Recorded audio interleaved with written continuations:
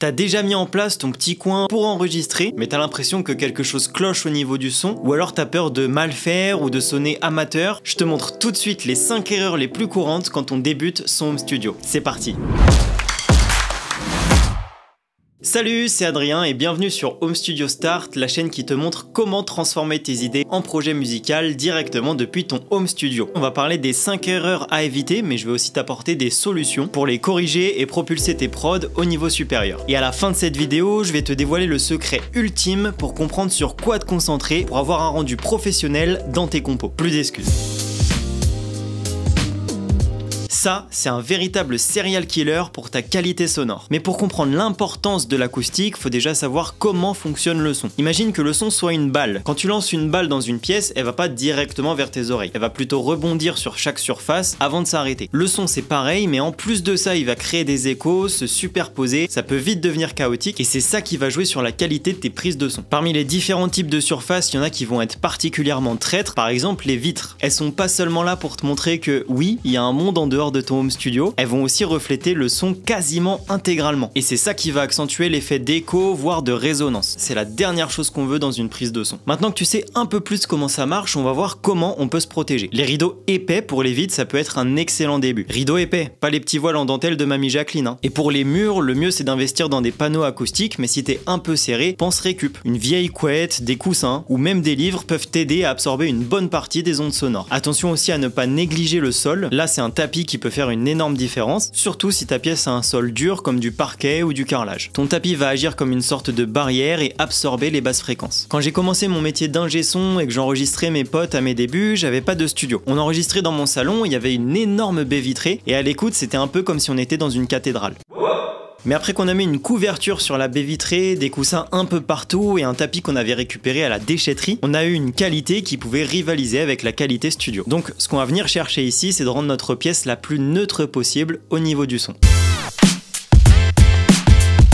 Acheter du matériel trop cher alors qu'on débute à peine. L'excitation est là, je te comprends, mais rien n'empêche d'y aller étape par étape. T'as vu passer une annonce promo pour cette nouvelle carte son, ou alors tu veux acheter ce micro qui apparemment est le must-have d'aujourd'hui, et tu te dis si j'investis là-dedans, je vais forcément sonner comme un pro. C'est faux. Rassure-toi, on a tous déjà pensé ça, mais la vérité c'est que le matériel coûteux ne compensera jamais le manque d'expérience ou de compétences. Mon conseil c'est qu'avant d'exploser ta tirelire, assure-toi d'avoir bien solidifié ton matériel de base. Un bon casque, une interface audio basique et un micro correct feront l'affaire dès le départ. Et surtout, écoute et compare. Utilise ce que tu as pour comprendre comment tirer le meilleur parti de ton équipement. Et crois-moi, avec un peu plus d'expérience, tu sauras exactement dans quel équipement investir pour la suite. Imagine, t'as dépensé toutes tes économies dans une super paire d'enceintes monitoring dès le début. Tu penses que c'est un bon investissement, mais niveau acoustique, ta pièce n'est pas traitée. Résultat, tes mix sonnent mal en dehors de ton studio. T'aurais pu économiser une bonne partie de cet argent et t'acheter pourquoi pas une formation ou alors commencer à traiter ta pièce niveau acoustique. Donc l'équipement de pointe c'est super, mais il faut savoir pourquoi on choisit de l'acheter. Et la réponse n'est clairement pas pour faire comme les pros.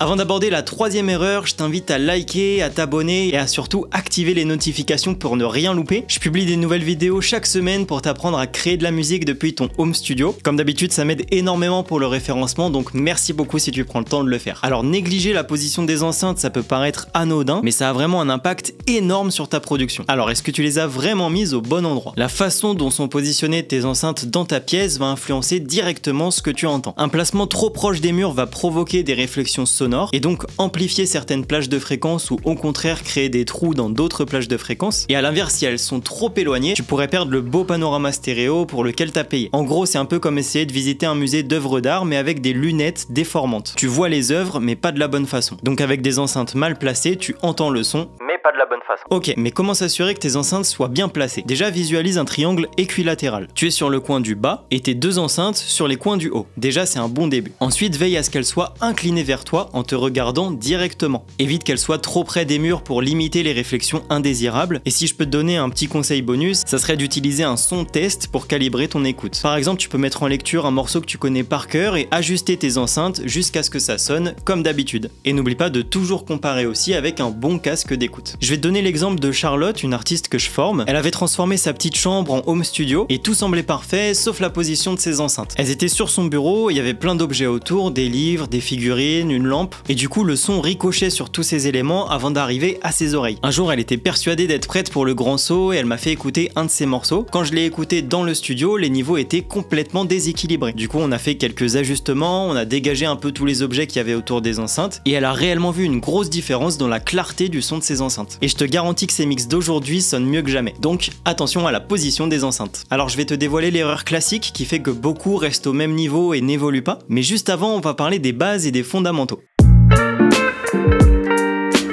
C'est un peu comme vouloir courir un marathon sans avoir jamais fait de jogging. Sérieusement, on pourrait croire que grâce à la technologie actuelle, créer de la musique ou des enregistrements c'est facile, mais il y a tellement de nuances, de terminologie et de techniques à comprendre que c'est pas si facile que ça. Mais c'est pas pour autant compliqué, c'est juste qu'il faut passer un peu de temps à apprendre les bases. Par exemple, est-ce que tu sais ce que c'est un EQ ou est-ce que tu sais comment gérer la compression? Et ça, ce ne sont que quelques-uns des fondamentaux à bien maîtriser. Donc, commence par le début. Alors oui, ça peut sembler redondant, mais je te garantis que c'est essentiel. Prends le temps d'apprendre les bases du son, de l'acoustique, des techniques d'enregistrement, du mixage. Et d'ailleurs, si tu veux une vidéo dédiée au mixage, tu me le dis dans les commentaires. Il y a vraiment pas mal de ressources gratuites en ligne qui existent pour apprendre ces techniques, notamment des tutos ou des forums. Mais le petit conseil bonus que je te donne, si tu peux te le permettre, c'est de ne pas hésiter à prendre des cours ou à suivre des formations dédiées. Ça peut vraiment accélérer ton apprentissage et booster ton niveau. Imagine un peu la scène, tu reçois ton premier micro, t'es super content, t'es un peu excité, tu le branches et là, rien du tout. Pas de son, il marche pas. Tu commences à paniquer, tu fonces sur internet et après plusieurs heures de recherche, tu te rends compte qu'il fallait juste appuyer sur le petit bouton alimentation fantôme de ta carte son. Des bases solides t'auraient permis d'éviter de perdre autant de temps et de te concentrer sur ce qui compte vraiment, la création. Dis-toi qu'avec les fondamentaux dans ta poche, tu pourras vraiment exploiter le plein potentiel de ton home studio.